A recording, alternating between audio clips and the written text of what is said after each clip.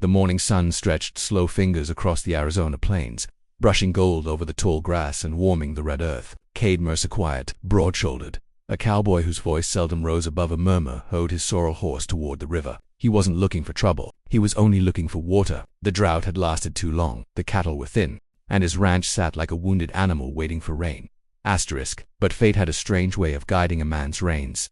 As he reached the bend where the river curved inward, he saw movement, soft, rhythmic, but not the ripples of water or the skitter of animals. Cade leaned forward, narrowing his eyes. A woman, kneeling in the shallows.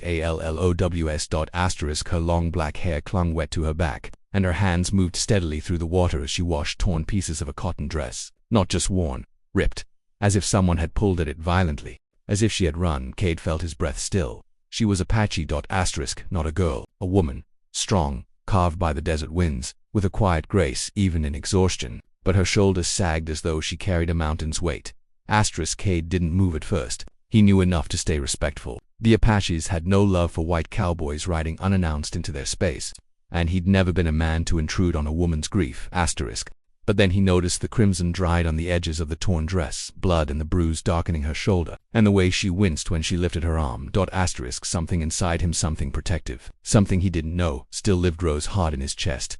He cleared his throat gently. "Ma'am, you hurt?" The woman jerked up, eyes blazing. A stone knife flashed in her hand, small but sharp enough to gut a man. Her stance was weak, but her spirit wasn't. "Go away," she hissed. "I need no help." Cade raised his palms slowly. "I ain't here to hurt you, just watering my horse." Her breathing trembled. She didn't lower the knife, but she didn't strike either. The wind carried the scent of fear. Not his, hers. Cade dismounted, keeping a respectful distance as his horse drank. He didn't look at her directly, didn't want to shame her, but he saw the way her fingers shook, saw how she hit her side where another bruise peeked under her ripped dress. Saw how she tried to scrub the blood out of the cloth, as if she could wash away whatever had happened. He spoke softly. "Name's Cade Mercer, rancher. Just passing through." She said nothing. He waited. Finally, she whispered, "Nalia, pretty name." She didn't respond, but her eyes softened a fraction. Minutes passed. Only the river spoke. Then so faint he almost missed it, she swayed. The knife fell from her fingers into the sand. She tried to stand, failed, and sank to her knees. Cade moved without thinking. He was beside her before hesitation had a chance to stop him. "Easy now," he murmured, catching her before she collapsed forward. Her body burned with fever. Her breathing was shallow, rapid. "You're hurt bad," Cade said. "When's the last you ate?" She shook her head. "I cannot stay. They will find me."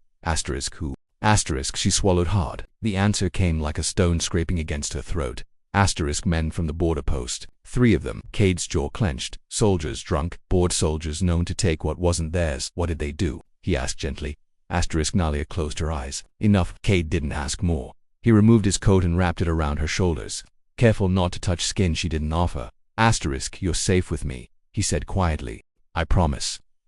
She stared at him, studying him with the cautious eyes of someone who had been betrayed too many times to trust easily. Cowboys had taken Apache land, Apache dignity, Apache lives. But this man's eyes were steady and soft, and nothing like the eyes of the men who tore her dress. Still, she whispered, "Why help me? I am not your people." Cade gazed at the river a long moment. "My ma raised me better than to ride past a hurt woman and pretend she ain't there." He expected no reply. Yet after a beat, Nalia whispered, "Then help me stand." He guided her, not holding her tight, only steadying her balance. She leaned against him just enough to keep from falling. He lifted her onto his horse. Hands gentle as dusk. "You fall asleep," he murmured. "I'll get us to my ranch. Ain't far." "I do not sleep around strangers," she muttered. "Then rest your eyes," he said softly. "Stranger or not, I'll keep watch." For a heartbeat. She searched his face, testing every line for lies. Then she exhaled and sagged faintly against the saddle horn. They rode slowly through the valley, dust rising behind them like whispered ghosts. When Cade reached his small ranch house, he carried Nalia inside. She was half conscious, burning with fever. He laid her gently on his bed and covered her with clean blankets. She stirred, mumbling in Apache, words he didn't understand. Pain, fear, maybe names. Cade lit a fire, brewed herbs and cleaned the wounds on her arms and ribs. He didn't touch more than he needed to. Not 1 inch more. His respect was iron. Night crept in. When she opened her eyes again, the firelight warmed her face. She watched silently as Cade tended to her torn dress, sewing it with careful, almost reverent hands. "You mend clothes like a woman," she said weakly. He chuckled. "My ma taught me. Said a man ought to know how to fix what he breaks, or what the world breaks." Nalia, lips curled with something almost like a smile. Thank you, she whispered. But the piece shattered when hoofbeats thundered outside. Cade stiffened. Nalia, eyes widened in terror. Not again, she whispered. Please. Cade grabbed his rifle and moved to the door. 3 soldiers sat on horses, swinging lanterns. One shouted, "We're looking for a runaway Apache woman. You've seen her?" Cade leaned against the doorframe, lazy as summer. "Nope," he lied smoothly. "Ain't seen nobody out here but tumbleweeds." The soldier narrowed his eyes. "Tracks lead this way." Cade shrugged. "Lots of tracks out here." The man dismounted. "Mind if we look around?" Cade stepped in front of him. "Yes, I mind." The soldier's hand hovered near his pistol. "You hide in something, cowboy." Cade smiled. "Slow and dangerous." "No, but I don't take kindly to men thinking they can barge into my home." The soldier hesitated. Cade had a reputation, quiet but deadly, the kind of man who'd won every duel he never wanted to fight. Finally. The soldier spat in the dirt. "Fine, but if we find out you lied, Mercer, you'll regret it." Cade's voice stayed calm. "Ride safe." The men galloped away. Cade exhaled only when the sound faded. He returned to the room. Nalia's eyes glistened. "You risked your life," she whispered. "Worth the gamble." Why? Because nobody should suffer what you did, and because I couldn't live with myself if I handed you back to devils. Her breath trembled. "You do not fear my people." He shook his head. "I fear cruelty, not those who've been on the wrong end of it." For the first time, Nalia looked at him with no walls, no suspicion, only quiet gratitude. "You are not like the others," she whispered. "I ain't trying to be," he murmured. Days passed. Nalia healed slowly but surely. She helped in the barn, in the garden, learning the rhythm of the ranch. Cade never pushed her, never asked for more than she was willing to give. They shared simple words, simple meals, simple silences.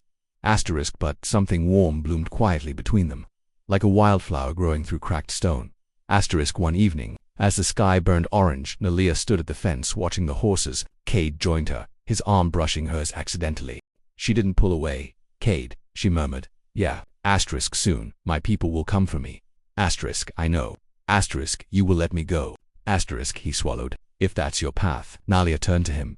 "And if I choose a different path?" Cade met her eyes, deep, dark, strong. "Then I reckon I'd be the luckiest man." Breathed in. She stepped closer just enough that their breaths touched. "You saw me at the river," she whispered. "Broken, ashamed, afraid.